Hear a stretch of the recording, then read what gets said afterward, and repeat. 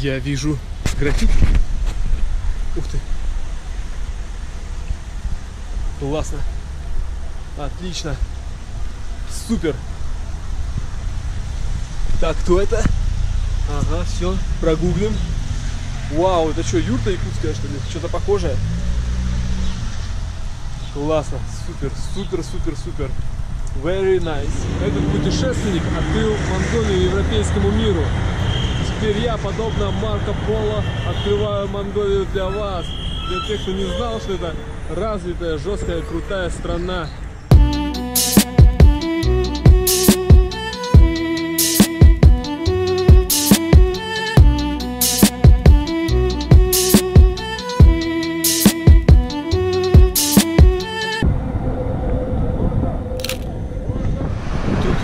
Хайвей, троллейбусы ездят, метро, правда, нет, но это ничего страшного, я думаю.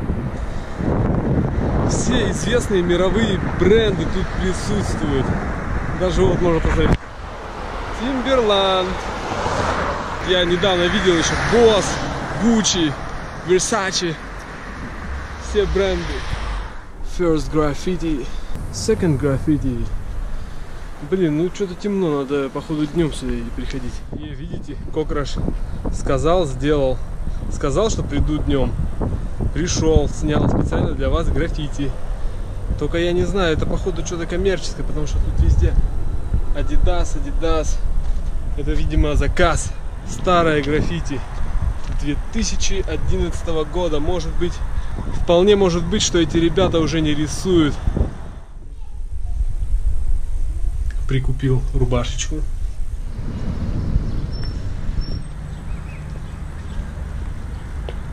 Колокол. Круто. Этот звук можно засэмплировать и использовать в треке.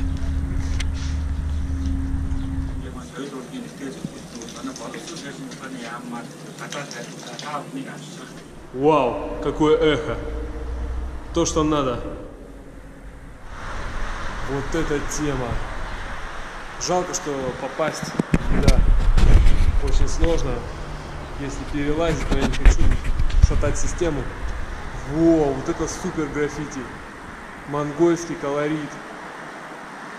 Бомбил Болар и бил. Смотрите, какой пацан колоритный. Монгольский мужчина. И что там написано, не могу прочесть. Супер, супер. Крутые граффити. Так давно не открывались эти ворота, аж тут выросло дерево. Ребята, смотрите, свежачок. Свежая бомба этого года, 2018-го, Риджар.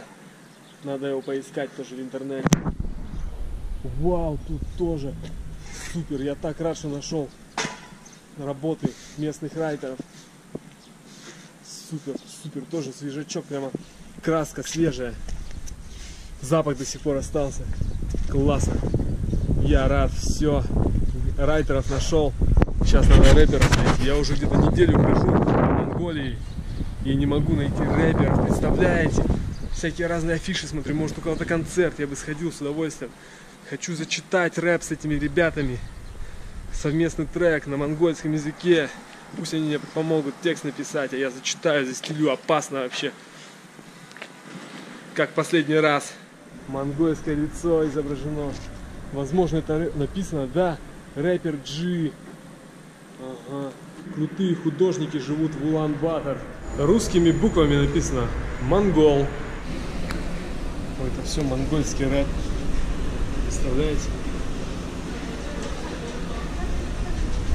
Как всех этих ребят найти?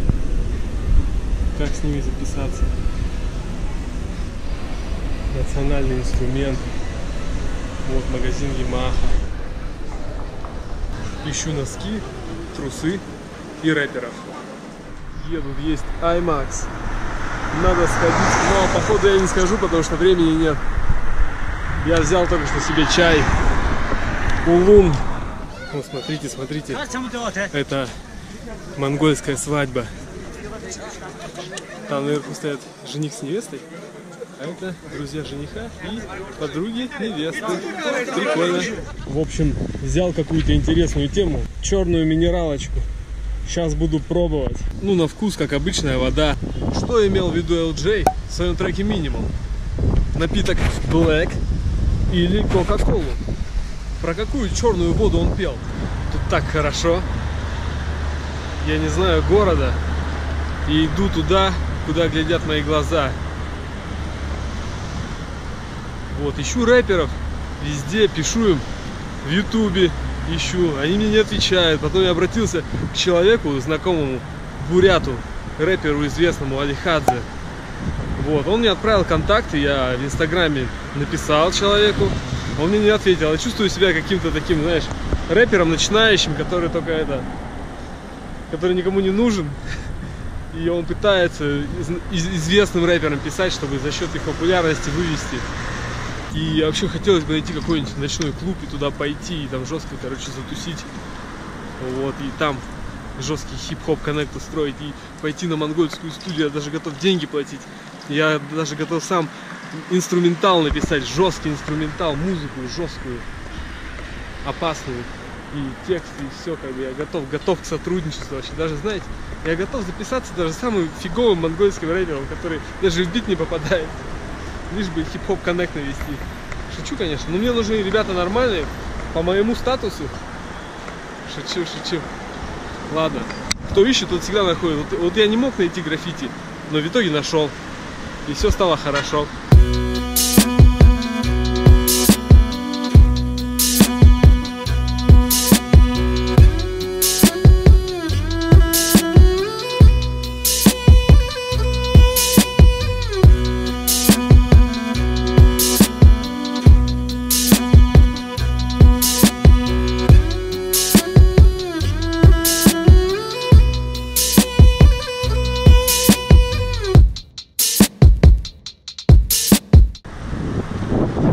Монгольские девушки такие красивые. Огонь. Я вообще офигел. Я когда только приехал, заселился в гостиницу Дельфин, увидел там на первом этаже просто девушку, которая стояла за стойкой, продавала еду. Она вот такая стоит. Я яичницу покупал. Она стоит. Я думал, она на какой-то подножке. И она пошла за этой яичницей. И так получилось, что она чуть ли не выше меня оказалась. Я такой думаю, вау, ты, оказывается, не на подножке стоишь и даже не на каблуках. Такая высокая где-то, ну вот я 1,80 м, она, наверное, 1,78 м. На 2 сантиметра, наверное, ниже меня. Я прям посмотрел, о, как круто, нифига, такая высокая девушка. Сразу обратил внимание. Потом вышел на улицу, смотрю, девушки все высокие ходят.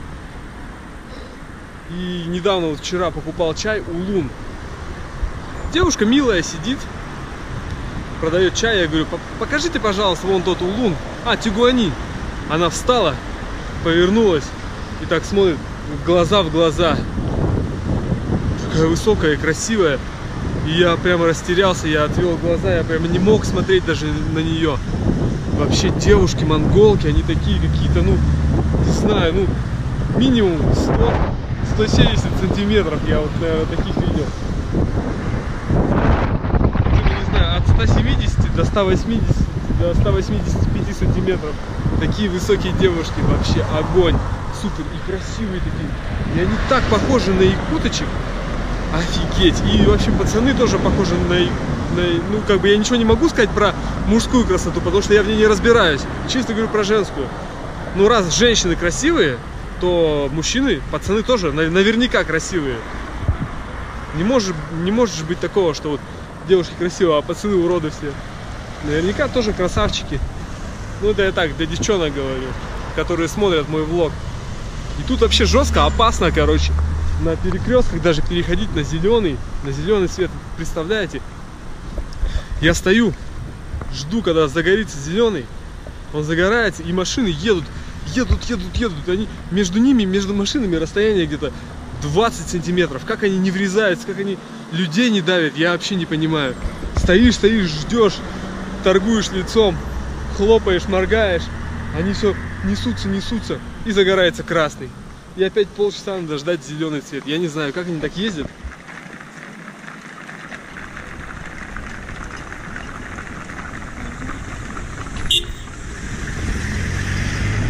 даже полиция не пропускает на зеленый. Вот. Единственный минус, я бы сказал, Улан-Батора: водители какие-то вообще остервенелые. Не знаю, а в остальном только плюсы, только плюсы. Я тут как дома. Я сюда приехал и чувствую себя как дома, потому что люди, у людей лица похожие на якутов. Язык, конечно, немножко другой, но все равно они тебя поймут, если тебе что-то нужно. Да, с молодежью, конечно, нужно разговаривать на английском языке, но люди, которые после 40, они все знают русский язык, потому что в школе они учили.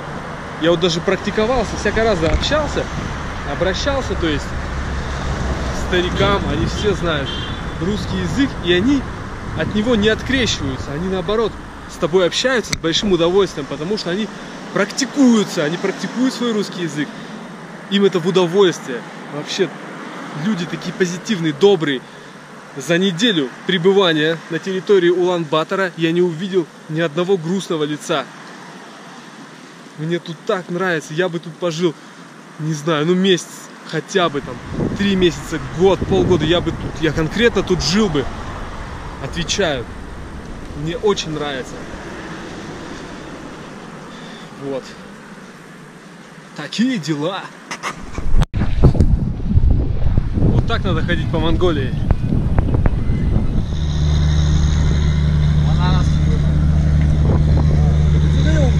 Настоящие верблюды. Мощная сцена. Вот бы тут зачитать рэпчика. Хотя бы один трек. Кушаю в Монголии. Корейском ресторане.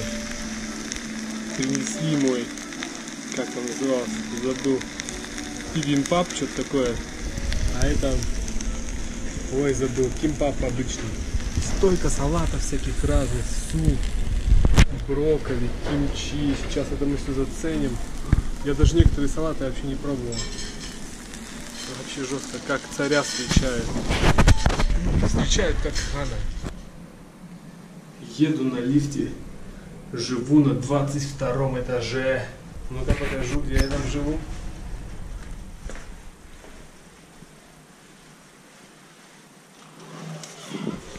Я завариваю лапшичку. Буду пробовать монгольскую лапшу. Mongol Hall.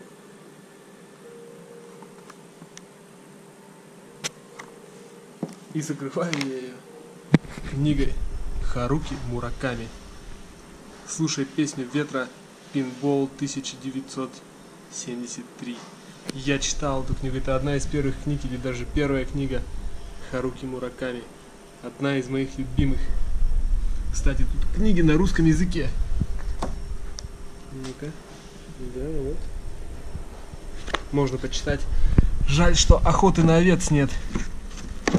Я бы с удовольствием прочел еще раз. А вот, собственно, хостел, в котором я проживаю. Только что мимо меня прошла высокая монгольская девушка. Я не успел ее зафотать, да и как-то даже постеснялся, потому что мало подумают, мало ли я маньяк какой-нибудь там и так далее. Вот она такая красивая была, такая высокая, кожа светлая, волосы пышные. Огонь!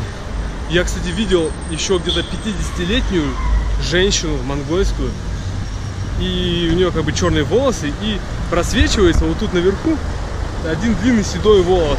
Я посмотрел, думаю, опа, с другой стороны тоже седой волос. И я понял, что она не красится, у них здоровые волосы. Вообще, и вы не подумайте, что я как-то рассматриваю их как маньяк какой-то, который ищет жертву для потехи. Потехи ради. Нет, конечно. Я бы не против был жениться на монгольской женщине, чтобы у меня родился такой же красивый и высокий ребенок. Я бы хотел, чтобы он унаследовал ее генофонд, чтобы укрепить свой ген. Я бы вообще не был против, я только за. Мне очень нравятся монгольские женщины. Я прямо с уважением ко всему монгольскому народу обращаюсь. И самое главное, почему я это говорю? Потому что я чувствую, что я тоже нравлюсь монгольским женщинам. Потому что когда они проходят мимо меня, они смотрят, они задерживают взгляд, они провожают меня взглядом, они поправляют свою прическу, они делают какие-то невербальные жесты, по которым я понимаю, что я тоже им интересен. И меня это заводит, я прямо хочу познакомиться с монгольской женщиной, вообще просто жестко. Также я хочу найти рэперов и записаться с ними, и клип снять, и, короче, интервью с ними сделать. Женщины, хип-хап, one love, еда, всякие приколюхи. Это все будет на моем канале, который называется... Я хочу переименовать свой канал. Я вот запустил передачу, которая имеет название Hip Hop and Travels. То есть я там буду путешествовать и рассказывать о хип-хопе. У меня уже есть один выпуск из Якутии, из Нюрбы. Вот, это будет второй выпуск. Black Burger. Сейчас пойдем и попробуем. О, телефон. Иду в то место, где тусуется прогрессивная монгольская молодежь. Клуб Чоко.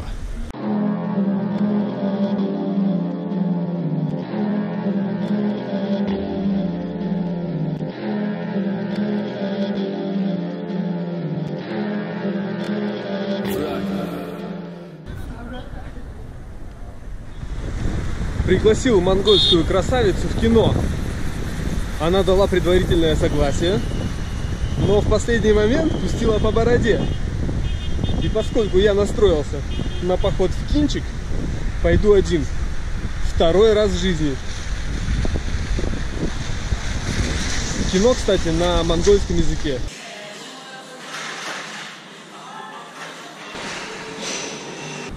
Вот и я посетил IMAX впервые в жизни. Оказывается, они вещают без дубляжа, то есть на английском языке. На монгольском там только субтитры. Видимо, поэтому жители Улан-Батора так хорошо владеют инглишем.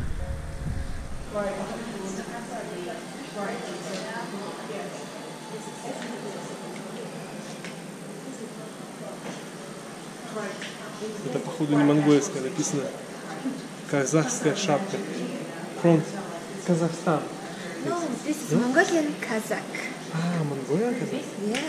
It's more like Wow. Okay.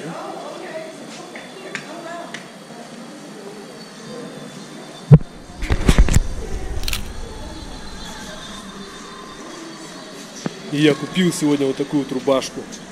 Вообще замечательная, супер рубашка. Я буду в ней ходить по городу, тусоваться. Я вообще хотел сначала такую купить. Но мне показалось, что она женская, но в итоге мне сообщили, что она унисекс. Ну это слишком жестко было бы. Меня бы на районе не поняли, наверное. И морду разбили бы сразу.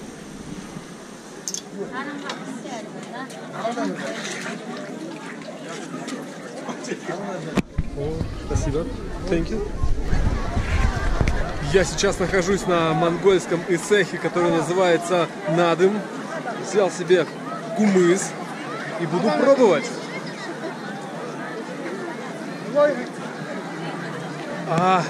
Нафига он ядреный. Вообще без сахара.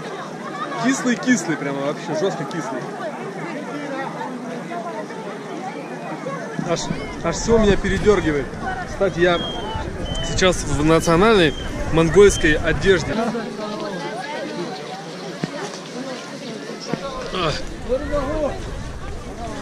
На якутском эсэхе люди смотрят борьбу, хапсагай. А здесь люди смотрят сумо. Как толстые монголы друг друга швыряют. Ну, прикольно. Я тоже так чуть-чуть посмотрел сумо. Ну, не знаю, сумо не мое совсем. Граффити. Мой видеоблог, окей.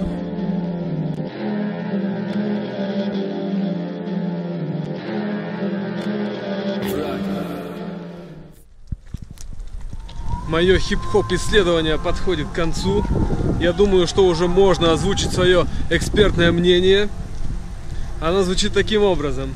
Искусство граффити в Монголии развито гораздо лучше, чем рэп, брейкданс и все остальное. Рэперов я так и не нашел. У них даже нет группы ВКонтакте, куда они выкладывают свои треки. Я пишу звездам монгольского рэпа в Фейсбуке, но они мне не отвечают.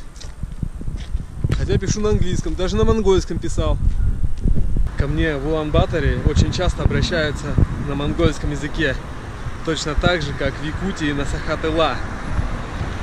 Но когда я говорю hello или sorry, I don't speak Mongol language, они меня не осуждают за то, что я тут живу, а языка не знаю. Я только что представил, как ко мне подходит монгол агрессивный и такой хырма, хырма, хыр. Я говорю, ой, извините, я не знаю монгольского языка.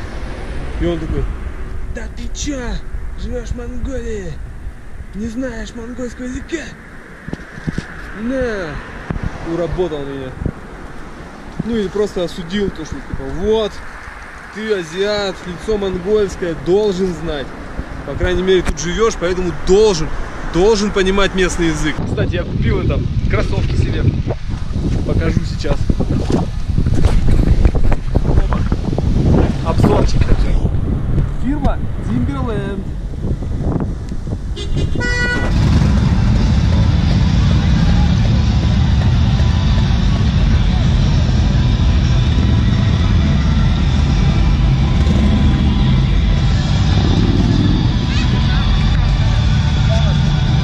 Ребята, для такого большого города недели слишком мало. Нужно тут пожить хотя бы месяц, хотя бы 3 месяца, чтобы ходить на концерты, узнать, когда будет рэп-концерт, прийти, попытаться выйти на коннект.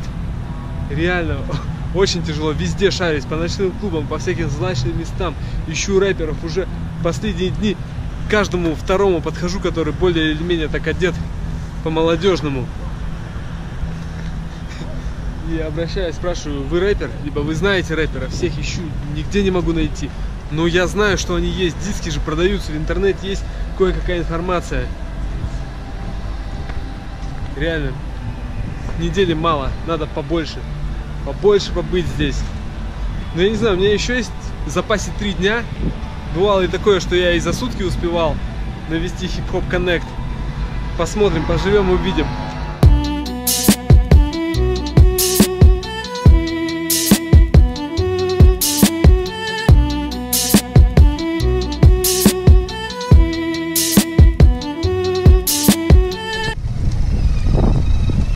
Преодолеваем несколько лестничных пролетов и оказываемся на голове коня Чингисхана. Вау! Прародитель всех монголов.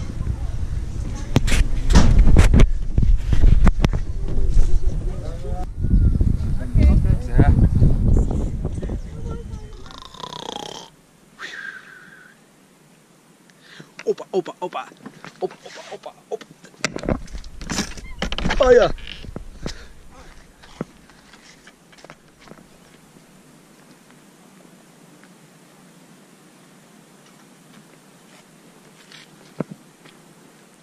Вон там возле соседнего гэра испражняется кот. Кстати, если сказать кс-кс-кс, он не придет. А если сказать, он откликнется и будет тереться вокруг твоей ноги.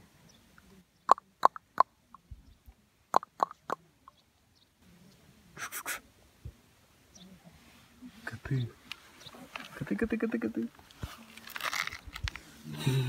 В Монголии прохладно. Несмотря на то, что середина лета, я хожу постоянно в кофте и в мастерке. По ночам температура опускается до плюс 8 градусов. Чтобы не замерзнуть ночью, приходится топить печь в гэре, в монгольской юрте.